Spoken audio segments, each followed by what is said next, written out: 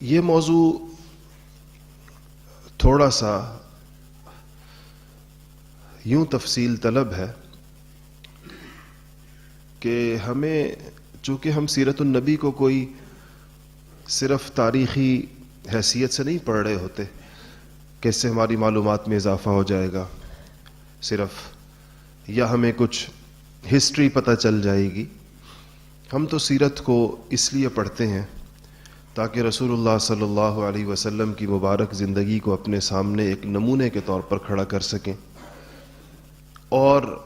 اپنی زندگی کا موازنہ کر سکیں کہ کیا ہماری راہ وہی ہے جس پہ آپ صلی اللہ علیہ وسلم نے اس جماعت کو چلایا تھا جو آپ کے ہاتھ پر ایمان لے کر آئی تھی. اس سے ہمیں بخوبی اندازہ ہوگا کہ اگر آج ہمارے اسلام میں جان نہیں ہے یا روح نہیں ہے،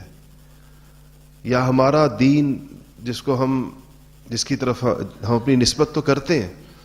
لیکن ہماری زندگی پر اس کا کوئی بہت بڑا اثر نہیں ہے، یا باقی انسانیت کے لیے اس میں کوئی پیغام نہیں ہے. باقی انسانیت کے لیے پیغام کا اندازہ اس سے لگائیے کہ ہمارے ساتھ آج تک کی زندگی میں جتنے بھی غیر مسلموں کا واسطہ رہا مختلف مراحل میں،